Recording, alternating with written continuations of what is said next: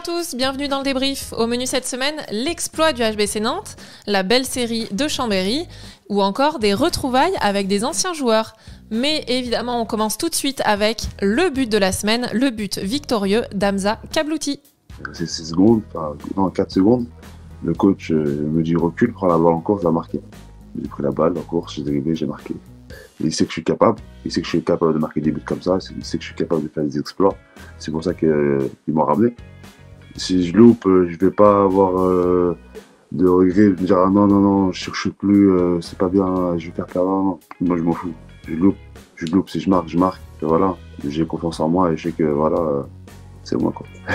Déjà quand je tire, il est parti tout droit, hein. Il est parti vraiment vite et j'étais content parce que j'ai réussi à me rapprocher le plus rapidement possible des 9 mètres. J'étais pas très loin, j'étais derrière, j'étais à 13 mètres ou 2 mètres. C'est mieux que d'être au milieu de terrain.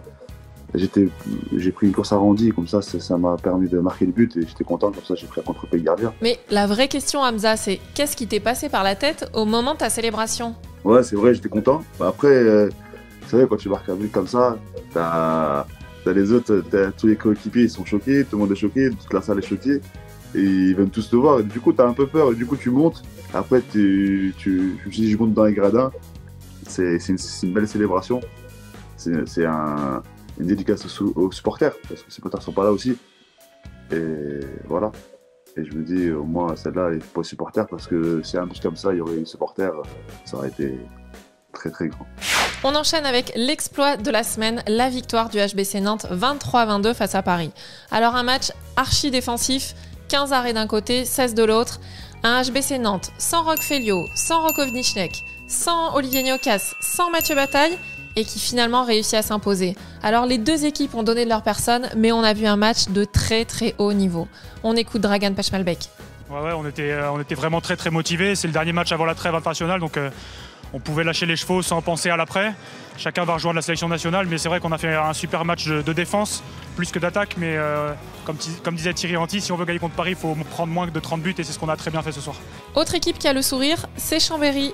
Chambéry cette semaine, c'est 3 matchs en 5 jours, 3 victoires et 21 buts seulement encaissés à chaque fois. Alors d'après vous, c'est quoi le point fort de Chambéry en ce moment? C'est la défense. Si on arrive à assurer derrière, on pourra toujours peut-être se permettre 2-3 erreurs de plus en attaque. Vraiment c'est exceptionnel, on défend très bien. Quand on est bien derrière, c'est toujours plus facile de jouer. A contrario, il y a une équipe pour qui ça va pas vraiment fort, c'est Saint-Raphaël. 4e défaite consécutive pour les Varois. Et à l'image d'un Raphaël Cochte pas très satisfait de lui, les Varois ont du mal. Beaucoup de pertes de balles, donc là c'est un non-match. On peut s'en prendre qu'à nous-mêmes. Parce que là, franchement, vraiment déçu de la prestation de tout le monde. On peut pas dire qu'il y a un joueur qui est sorti du lot sur le match, donc tu vois, pour te dire. Donc, c'est triste, voilà, donc c'est pas un beau Saint-Raph et c'est pas bien pour la suite, voilà. Un Raphaël Cochte qui n'hésite pas à se remettre en question, lui qui pourtant est tout proche de franchir la barre mythique des 2000 buts en carrière. Il en est à 1981, figurez-vous, mais regardez, il est pas très satisfait. Tu vois, moi par exemple, je suis pas assez performant en ce moment. Je le sais, je me remets en question, ça me fait chier, hein, voilà, je parle clairement.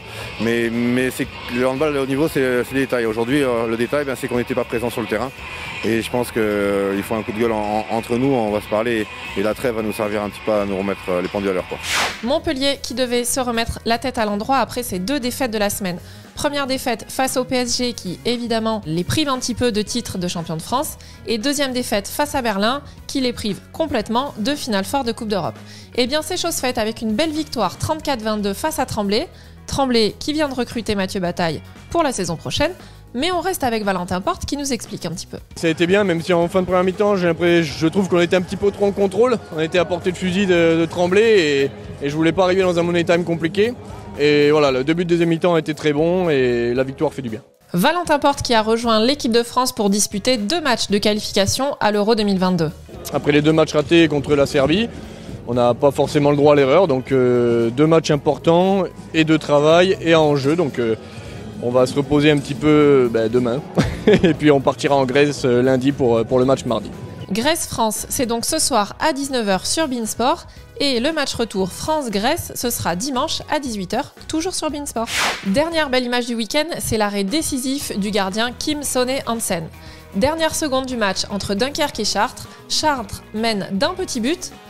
Et Kim Sonne Hansen sort un arrêt décisif d'une main ferme. Il stoppe la tentative de Steve Marie-Joseph et Chartres s'impose. Chartres marque des points très importants dans la course au maintien. A noter qu'avec 7 buts de plus, Vanja Ilić reste devant son frère Nemanja au classement des buteurs. On enchaîne avec le point Pro League de la semaine. Saran est toujours leader après sa victoire 34-27 à Sélestat. Un match maîtrisé de bout en bout et on écoute le coach Fabien Courcial. On voit que ce championnat est compliqué et sur ce match, on a eu le sentiment effectivement de maîtriser quasiment du début à la fin. On commence bien avec Nicolas Gauthier qui nous fait des arrêts déterminants qui nous permettent tout de suite de prendre 2-3 buts d'avance et puis cet écart, il est maintenu assez longtemps pour s'amplifier au fur et à mesure et ça fait au final un match effectivement maîtrisé avec toujours un matelas d'avance de 5-6 buts. Donc très, très satisfait d'avoir passé cette étape supplémentaire sans trop d'encombre. Saran leader est donc idéalement placé pour monter directement en Lidl Star League, mais rien n'est acquis. Ça va se dessiner sur sans doute nos 2 confrontations contre Ponto. Si on réussit à passer Strasbourg à domicile, si on réussit à gagner Ponto au moins une fois et peut-être un match nul ou un truc comme ça, je pense que ça suffira presque. Donc on va tout faire pour préparer ce dernier sprint, ces dernières étapes du mieux possible. C'est stressant, c'est excitant. C'est rare de pouvoir jouer une montée, un titre. C'est quand même des moments forts dans une carrière. Donc même si certains chemins vont se séparer à la fin de la saison, il faut, je pense, essayer d'en profiter un maximum et finir l'aventure ensemble. Alors je l'espère, la plus belle des manières, ce serait bien sûr de terminer premier. Lidl Star League, Pro League, et pourquoi on vous parlerait pas un petit peu de handball féminin? Eh bien oui, vous savez qu'on a 2 anciens joueurs de Lidl Star League, 2 joueurs qui ont marqué l'histoire du championnat, qui sont actuellement entraîneurs et entraîneurs adjoints. C'est Guillaume Sorina et Mathieu Lanfranchi, entraîneurs du Nantes Atlantique Handball. Et figurez-vous qu'ils sont qualifiés pour un Final Four de Coupe d'Europe. On les soutient tous et on espère vraiment qu'ils iront au bout de leur aventure, parce que regardez, eux, ils ne nous ont pas oubliés. Continuez à vous regarder devant nos écrans. On n'a pas la chance d'aller dans les salles, donc on vous suit encore par ce biais-là. C'est difficile parce que même si j'ai un maillot violet, j'ai le sang vert. Et moi, je resterai un irréductible très longtemps, donc allez les gars. Allez les gars. C'est la fin de ce débrief. On se retrouve dans une dizaine de jours avec le mercredi 5 mai à ne pas manquer le match entre Saran et Ponto, c'est de la Pro League. Sinon, le samedi 8 mai, Saint-Raphaël-Ivry à 20h sur LNH TV, je vous le conseille également. Qui de Saint-Raphaël ou d'Ivry reviendra le plus en forme de cette trêve? Réponse le 8 mai. Et sinon, la grosse affiche sur Beansport le dimanche à 17h, ce sera entre Nantes et Chambéry. D'ici là, je vous invite à vous rendre sur prono.lnh.fr parce que Kung Fu Prono, le jeu des pronostics de la LNH, et Beansport vous offre 5 maillots de votre choix. Alors vous pronostiquez la J25 et la G26, que vous soyez inscrit ou pas encore, rendez-vous sur prono.lnh.fr et tentez de gagner votre maillot. C'est tout pour aujourd'hui, je vous laisse avec le programme des prochains matchs et je vous dis à très bientôt.